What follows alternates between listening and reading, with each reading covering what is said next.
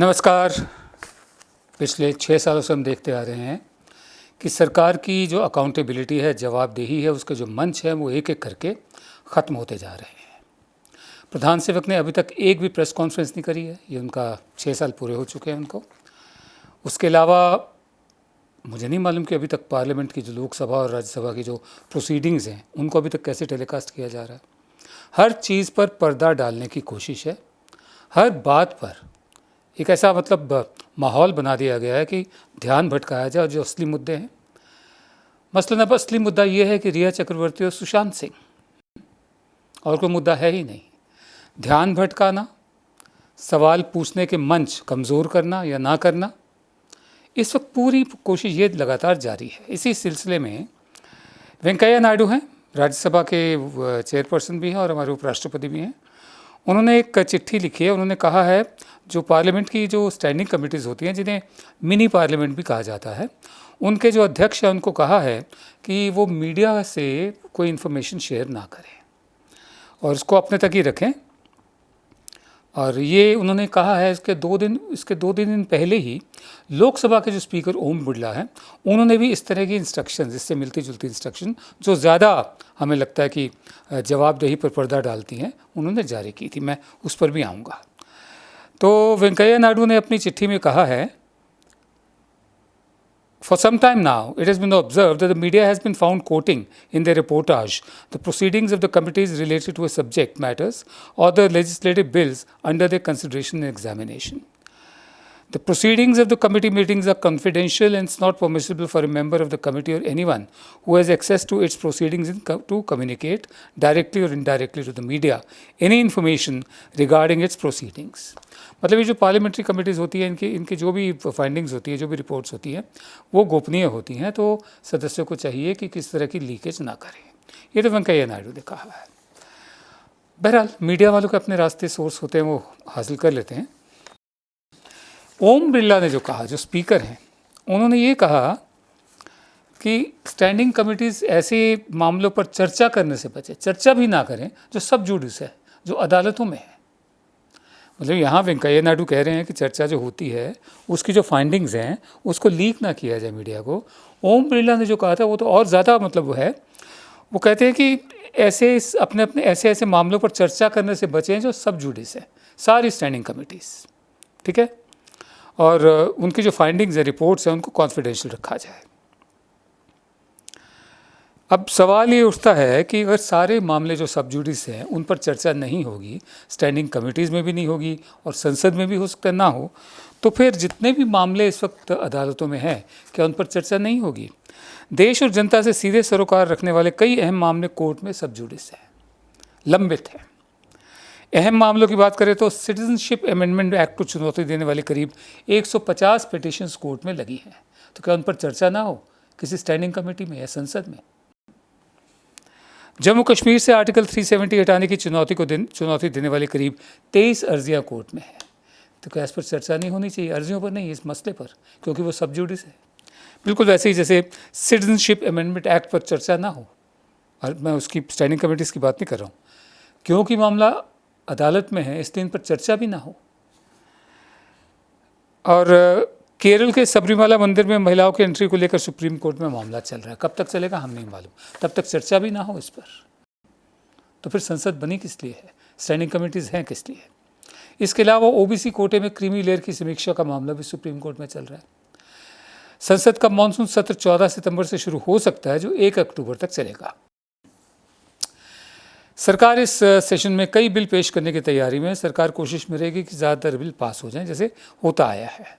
सवाल ये है कि क्या संसद में उन मामलों पर बहस से रोक होगी जो सुप्रीम कोर्ट और अदालतों में सब जुडिस हैं, लंबित हैं, पेंडिंग है? एक एमपी हैं बीजेपी के, निशिकांत दुबे, उन्होंने शशि थरूर को चिट्ठी लिखी है। निशिकांत दुबे ने अपील की है कि बैठक में जम्मू कश्मीर में 4G के मसले पर चर्चा ना की जाए, चर्चा ही ना की जाए। क्यों? उन्होंने इसी चिट्ठी का हवाला दिया है क्योंकि हो सकता है कुछ पिटीशन वहाँ पर लंबित हों। ये बड़ा अजीबोगरीब तर्क है कि क्योंकि मामला अदालत में है इसलिए संसद में इसकी चर्चा ना हो, इसलिए संसदीय समिति जो पार्लियामेंट्री कमेटीज़ हैं उसमें चर्चा ना हो, इस बात को मान लेना क्या संसद के महत्व को घटाना नहीं है? और अगर संसद के महत्व को घटाना है तो क्या जनादेश की ये बेइज्जती नहीं है? मतलब जनादेश की बिल्कुल परवाह ना करते हुए, जिन्होंने चुनकर भेजा है उनकी परवाह ना करते हुए ये सलाह दी जा रही कि क्योंकि मामला अदालत में है इसलिए उस पर चर्चा भी ना हो। अदालत की जगह अलग है, संसद की गरिमा अलग है, उसका महत्व अलग है। वहाँ जनता के चुने हुए नुमाइंदे जाते हैं, तो वहाँ चर्चा भी ना हो क्योंकि मामला अदालत में है। बहुत ही अजीबोगरीब बात है। अगर आप इसे समझ पाए तो कृपया हमें भी समझा दें।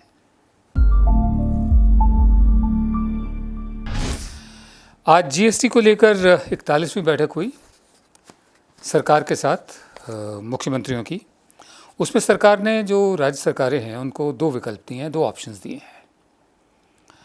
पहली ऑप्शन के तहत राज्यों को एक स्पेशल विंडो दी जाए जिससे उन्हें 97,000 करोड़ रुपए दिए जाएं उचित ब्याज पर, माने सरकार की तरफ से पैसा नहीं, कर्ज दिया जाए। राज्यों की मांग है कि उन्हें उनका मुआवजा नहीं मिल रहा। मुआवजा एक अंतर है, डिफरेंस है कि जब जीएसटी को लागू किया गया था तो उस वक्त वो राज्य जिनकी रेवेन्यू कलेक्शन बहुत कम थी उनको ये डर था कि हमारा जो फ़र्क पड़ता है हमारे खर्चे और हम जो देते हैं केंद्र को वो कैसे पूरा होगा। तो उसमें 14% तक मुआवजे की बात हुई थी कि उनको दिया जाएगा। तो बहुत राज्यों ने मुआवजे की मांग की है और अभी तक अप्रैल, मई, जून, जुलाई 4 महीने हो गए हैं, पहली तिमाही और 1 महीना अगस्त का भी ख़त्म होने वाला है।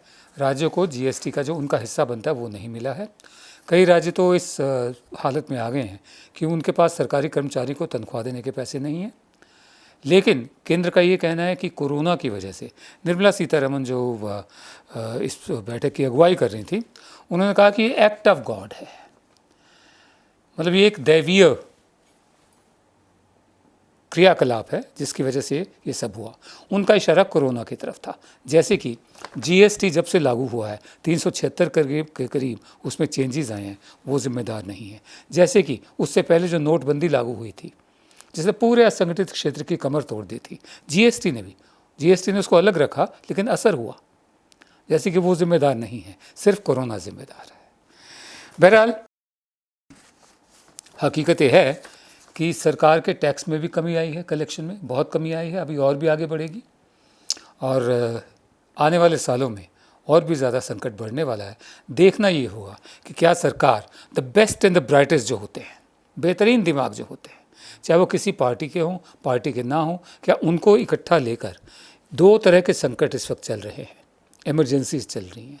एक इकोनॉमिक इमरजेंसी चल रही है सरकार के फैसलों की वजह से, नोटबंदी 4 घंटे के नोटिस पे, उसके बाद जीएसटी, फॉल्टी जीएसटी अभी तक नहीं बैठ पा रहा, और उसके बाद 4 घंटे के नोटिस पे लॉकडाउन। कुछ लोगों का कहना है कि 4 घंटे के नोटिस पे ना करते लॉकडाउन तो क्या इनविटेशन देकर करते? जी नहीं, लॉकडाउन बहुत पहले करते और लोगों को थोड़ा समय देते तैयारी के लिए, कम से कम 1 हफ्ता देते। लॉकडाउन नोटबंदी नहीं थी जिससे काला पैसा बचाना था। लॉकडाउन ज़रूरी था, कोई शक नहीं, लेकिन 2 महीने पहले ज़रूरी था और वक्त देना ज़रूरी था। तो इन 3 कदम जो उठाए हैं ये इतिहास में याद रखे जाएंगे, जिन्होंने हमारी अर्थव्यवस्था को कम से कम इस वक्त नहीं तो 25 से 30 साल पीछे धकेल दिया गया। देखना ये है कि क्या प्रधान सेवक जागते हैं अब भी, और जो बेस्ट एंड द ब्राइटेस्ट हैं, बेहतरीन दिमाग हैं, उनको इकट्ठा करके उनकी सलाह लेके ये 2 तरह की जो इमरजेंसीज़ है, हेल्थ इमरजेंसी कोरोना की वजह से, इकोनॉमिक इमरजेंसी ये जो हमारी आर्थिक स्थिति है उसकी वजह से, इससे कैसे निकला जाए। क्या प्रधान सेवक ऐसा करेंगे? हमें इंतज़ार रहेगा। रोज़ की तरह विनोदवा शो का समापन एक कविता से। आज पंडित आनंद नारायण मुल्ला का कलाम, ज़मीने वतन। अर्ज़ क्या है? ज़मीने वतन ए ज़मीने वतन, अज़ल में जहाँ से सबसे पहले हयात, अनादिकाल से सबसे पहले ज़िंदगी जहाँ पैदा हुई, लिए अपनी आगोश में कायनात, अपने गोद में पूरी कुदरत को लेकर, जलाती हुई शम्मे ज़ातो सिफ़ात। शम्मे ज़ातो सिफ़ात यह है कि व्यक्तित्व, जो शख्सियत होती है और गुण, उनका जो दीपक है उसको जलाते हो। जलाती हुई शम्मे ज़ात व सिफ़ात, हिजाबे अदम से हुई जलवा जन, ज़मीन वतन ए ज़मीन वतन। बहुत लंबी कविता है, मैं थोड़े से बंद पढ़ूंगा इसके। वो इंसान का बढ़ता हुआ एतिकाद, इंसान तो आप समझते हैं, एतिकाद के माने हैं विश्वास, भरोसा। वो इंसान का बढ़ता हुआ एतिकाद, बने देवता आतिशो आबोबाद, यानी आग पानी और हवा देवता बन गए। ये इंसान का बढ़ता हुआ भरोसा ही था जिसने आग पानी इनको देवता बनाया। वो इंसान का बढ़ता हुआ एतिकाद, बने देवता आतिशो आबोबाद, परस्तिश पे दारोम दारे मुराद। परस्तिश पे, पूजा आराधना में, पूजा जो होती है, आराधना होती है, वो उसका आधार बने। परस्तिश पे दारोम दारे मुराद, वो वेदों के मीठे सुरीले भजन, वो वेदों के मीठे सुरीले भजन, ज़मीन वतन ए ज़मीन वतन। जहाँ एक कंबल पर बसत दिल भरी, अब ये ज़रा आपको थोड़ा करना पड़ेगा। हाँ, जहाँ एक कंवल पर बसत दिल भरी, मोहब्बत। उठी दूध के कुंड से लक्ष्मी, कमल, कमल का फूल, बसत दिल भरी माने मोहब्बत, प्यार। जहाँ एक कंवल पर बसत दिलबरी, उठी दूध के कुंड से लक्ष्मी, कदम शिव के शानों पे धरती हुई, कदम शिव के शानों पे, कंधों पे धरती हुई, उताराई गंगा जहाँ खंदाजन, खंदाजन का मतलब है मुस्कुराती हुई गंगा जहाँ उतरी, ज़मीन वतन ए ज़मीन वतन। गए छोड़ अपने अपने निशान, गए छोड़ कर अपने अपने निशान, हुई बारी बारी जहाँ कामरां, कामरा का मतलब है जी कामयाब। गए छोड़कर अपने अपने निशान, हुई बारी बारी जहाँ कामरां, जहाँ आके उतरा हर एक कारवां, मुग़ल आर्या तुर्क तातार हुन, ज़मीन वतन ए ज़मीन वतन। आगे है जी, मिटाकर तेरी गर्म बाजारियाँ, बाजार की गर्मी, मिटाकर तेरी गर्म बाजारियाँ, बनी अहले यूरोप की जरदारियाँ, यूरोप खड़ा हो गया, उसकी जरदारी खड़ी हो गई।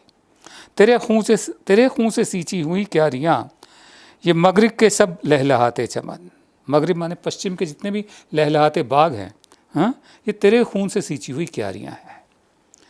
किसे आएगा आज इसका यकीन, किसे आएगा आज इसका यकीन, अशोक और अकबर की ये सरजमी, तेरे दर पे घिसती थी दुनिया जबी, कभी तू ही थी सिजदा गाहे ज़मन, ज़मीन वतन ए ज़मीन वतन।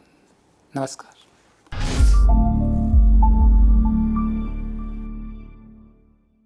अब खबरें पाइए सबसे पहले हमारे मोबाइल न्यूज एप्लीकेशन पर। एंड्रॉइड या iOS प्लेटफॉर्म पर जाइए, HW न्यूज नेटवर्क को सर्च कीजिए, डाउनलोड कीजिए और अपनी सुविधानुसार भाषा का चयन कीजिए। खबरों की भीड़ में अपने काम की खबर पाते रहिए।